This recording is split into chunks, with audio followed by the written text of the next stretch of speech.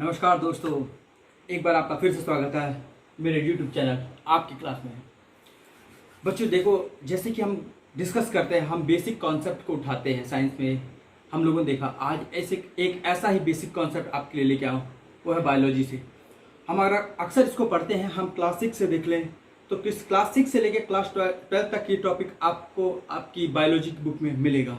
हम बात करने जा रहे हैं सेल की। Yes, cell. सेल क्या है?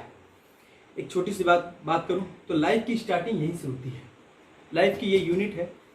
अगर हम इसकी डेफिनेशन की बात करें तो स्ट्रक्चर और फंक्शनल यूनिट होती है लाइफ की। हम बात करें सेल की, संरचनात्मक और कार्यात्मक इकाई जीवन की सेल। आपको यकीन नहीं होगा कि इतना बड़ा शरीर, एक हाथी का शरीर भी देखें या एक चींटी का शरीर देखें, तो हम बात करेंगे कि जीवन की जो शुरुआत होती है वो एक सेल से ही होती है। सेल में लगातार डिवीजन होता है, जिसको हम सेल का विभाजन भी कहते हैं, और इतने बड़े शरीर का निर्माण होता है। ध्यान रखिएगा, हम लोग बात करें सेल की। सेल, हाँ जी बिल्कुल, सेल ये वो टॉपिक है जो आपको क्लास 6 से 12 तक में बायोलॉजी की बुक में ये टॉपिक आपको जरूर मिलेगा। जैसे जैसे क्लास में आप आगे बढ़ेंगे ये टॉपिक भी बढ़ता चला जाएगा। बस इसी पे आज हम कुछ ऐसी चीजें डिस्कस करते हैं जो 6 से लेकर 12 तक की क्लास का सभी का कवर हो जाएगा। चलिए बात करते हैं। तो हमको ये पता है कि सेल कितने प्रकार के होते हैं। हम जनरली बात करते हैं कि सेल जो होती है वो 2 प्रकार की होती है, प्लांट सेल और एनिमल सेल। लेकिन एक बात और हम डिस्कस करते हैं, थोड़ा सा लेवल ऊंचा कर देते हैं हम। ये तो हम लोग छोटी क्लासेस में पढ़ते हैं। तो हम देखते हैं कि सेल कितने प्रकार की होती है। सेल मेनली देखो होती है 2 प्रकार की। पहला होता है प्रोकैरियोटिक, ध्यान से समझते रहिएगा। और दूसरा क्या होता है? यूकैरियोटिक। ध्यान से समझिएगा बेटा, बहुत अच्छा टॉपिक है। तो सबसे पहले मैं बात करने जा रहा हूँ प्रोकैरियोटिक सेल की। जैसा कि आपको यहाँ पे फिगर में दिखाई दे रहा होगा कि प्रोकैरियोटिक सेल क्या होती है। ये सभी सेल यूनिसेलुलर होती है, मतलब एक कोशिकीय। ये कभी भी आपको मल्टी सेलुलर नहीं मिलेंगी, मतलब ये बहुकोशिकीय आपको कभी नहीं मिलेगी। ध्यान रखिए, मैं यहाँ पे हिंदी का प्रयोग इसलिए कर रहा हूँ क्योंकि मेरे साथ कुछ हिंदी मीडियम के बच्चे भी जुड़े हुए हैं, उनको थोड़ा सा इंग्लिश समझने में थोड़ी सी प्रॉब्लम होती है, इसलिए।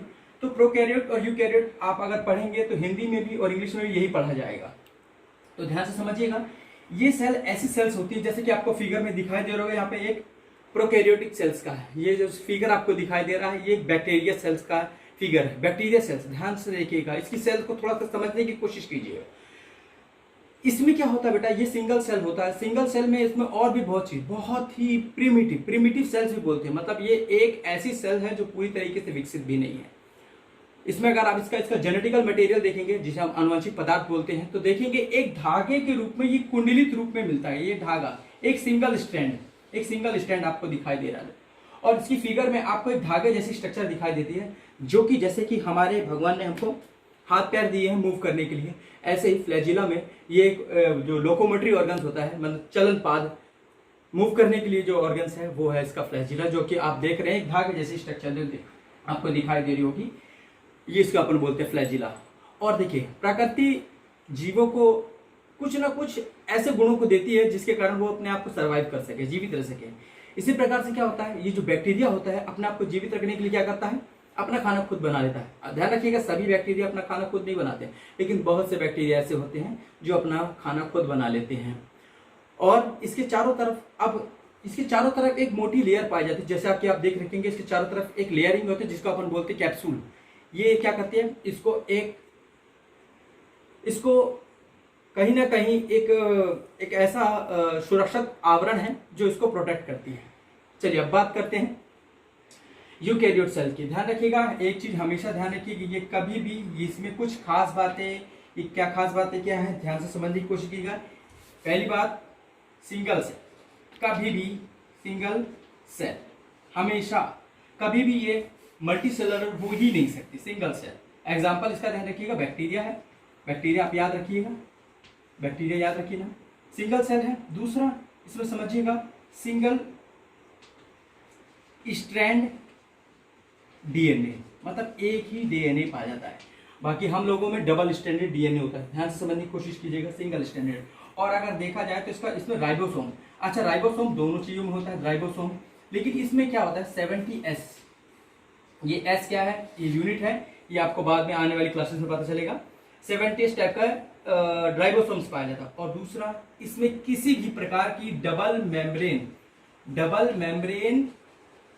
ध्यान से देखिएगा, डबल मेम्ब्रेन ऑर्गेनल्स पूरी तरीके से अब्सेंट होते हैं। डबल मेम्ब्रेन ऑर्गेनल अब्सेंट, ये क्या होते हैं बेटा? जैसे कि हमारी कोशिकाओं में, हमारी सेल में माइटोकॉन्ड्रिया, लाइसोसोम, राइबोसोम इसमें होता है, sorry, and Golgi body, Golgi apparatus, ये सारी चीजें होती हैं। इन सबको कवर करने वाली एक बाउंड्री होती है, ये इसमें अब्सेंट होती है। और एक और चीज ध्यान से, ये सबसे इंपॉर्टेंट, अनडिफाइंड, मतलब आप इसमें बता ही नहीं सकते कि न्यूक्लियस कहाँ है। अनडिफाइंड न्यूक्लियस के बारे में आप बता ही नहीं सकते।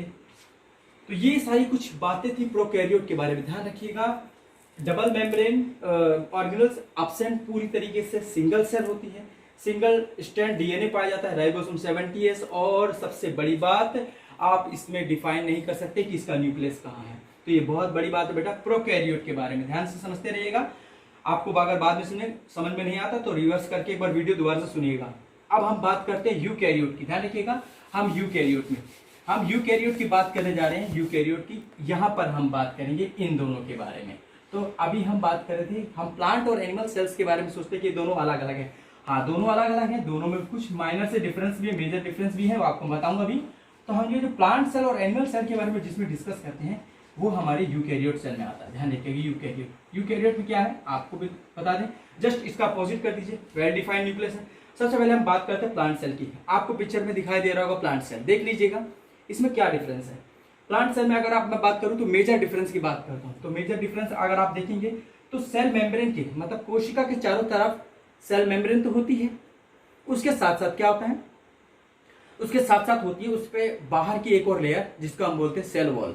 अब देखिए हम अपनी सुरक्षा कैसे करते हैं, हम अपनी सुरक्षा करते हैं, हम अपने घर के अंदर हैं, धूप, बारिश, वर्षा, कुछ भी हो, किसी भी तरह ठंड, हम सब से अपने आप को प्रोटेक्ट करने के लिए हमारे पास घर है। लेकिन प्रकृति इन पौधों को कैसे, क्या पौधे कभी किसी घर में रहते हैं? क्या उनको देखा कि जब कभी बरसात आती है तो वो कहीं ना कहीं दूसरी जगह आश्रय ले लेते हैं? नहीं, अपनी एक जगह पे स्थिर रहते हैं। तो प्रकृति ने इनकी स्थिरता के लिए क्या किया है, इनको एक प्रोटेक्टिव लेयर दिया है, सुरक्षात्मक आवरण जिसे हम बोलते हैं सेल वॉल, जो कि बहुत ही स्ट्रांग होती है, इनको प्रोटेक्ट करती है। अगर बात करूं इनमें और इनमें, तो पहले प्लांट सेल में अगर आप देखेंगे फिगर में आपको जैसा कि दिखाई दे रहा है, सेल वॉल सबसे इंपॉर्टेंट, ध्यान रखिएगा, सेल वॉल प्रेजेंट, पहला डिफरेंस।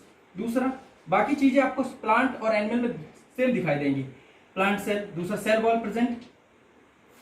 इसका जो वैक्यूल्स होते हैं, ध्यान रखिएगा, वैक्यूल्स का मेन काम क्या होता है, जैसे स्टोरेज करना। अब हम लोग तो अपना फूड स्टोरेज नहीं करते, हम खाते हैं और बॉडी में यूज हो जाता है, खाते हैं यूज हो जाता है। प्लांट क्या करते हैं, प्लांट पूरा दिन प्रिपेयर करते हैं, फोटोसिंथेसिस की प्रोसेस है, फिर स्टोरेज करते हैं और कुछ वेस्टेज भी रखते हैं, तो कहीं ना कहीं ये इसके काम आता है। और तीसरा चीज इंपॉर्टेंट है, ध्यान रखिएगा, प्लास्टिक्स, बहुत ही इंपॉर्टेंट चीज, प्लास्टिक मीन्स वो कलरफुल पार्ट जो हेल्प करता है प्लांट को खाना बनाने में। मीन्स हम बात कर रहे हैं क्लोरोप्लास्ट की। अगर क्लोरोप्लास्ट हमारे पास भी प्रेजेंट होता तो क्या होता, धूप में खड़े होकर कहीं ना कहीं हम भी भोजन बना लेते, लेकिन नहीं, हम प्लांट्स और एनिमल्स में यही तो डिफरेंस है। ये तो ध्यान रखिएगा, इन तीन चीजों से आपको अभी दिखाई दे रहा होगा, प्लांट सेल में दिखाया था, अब आपको दिखाई दे रहा होगा एनिमल सेल में। देखेंगे आप इन तीन चीजों को आप इसमें पूरी तरीके से, अच्छा वैक्यूल प्रेजेंट होते हैं एनिमल सेल में भी, लेकिन उनका काम लगभग ना के बराबर होता है, तो स्मॉल साइज के होते हैं। लेकिन प्लांट्स सेल में अगर आप देखेंगे तो वैक्यूल जो होते हैं वो काफी बड़े होते हैं, और प्लास्टिक्स पूरी तरीके से एब्सेंट होते हैं, किसमें, एनिमल सेल में। तो अगर एनिमल सेल में अगर प्लास्टिक्स होते हैं तो उसका कलर, हम लोग भी रंग बिरंगे होते हैं, फूलों का कलर रंग बिरंगा होने के कारण क्या है, उसमें पाए जाने वाले प्लास्टिक्स। तो यही कारण है प्लास्टिक्स और प्लांट और एनिमल सेल में ये तीन चीजें इंपॉर्टेंट है। मेजर डिफरेंस, अगर जब भी कभी आपसे कोई क्वेश्चन पूछा जाता है, right the major difference between the plant cell and animal cell, तो आपको ये चीजें बतानी है। सेल वॉल मतलब कोशिका भित्ति होती है, ध्यान रखिएगा, व्यक्तिकाएं, और प्लास्टिक्स होती हैं, प्लास्टिक्स कलर पार्ट होते हैं, ध्यान रखिएगा, कलर पार्ट मैं बार बार बता रहा हूँ, ये वही पार्ट है जो हेल्प करता है प्लांट्स की खाना बनाने में। तो बच्चों ये आज हमारा बहुत ही इंपॉर्टेंट टॉपिक था। बताइएगा आपको ये आज की वीडियो कैसे लगी, कमेंट बॉक्स में बताइएगा, और आपके अगर और भी कुछ क्वायरीज होंगी तो उनको हमसे डिस्कस कीजिएगा, और चैनल को लाइक और सब्सक्राइब शेयर करना मत भूलिएगा।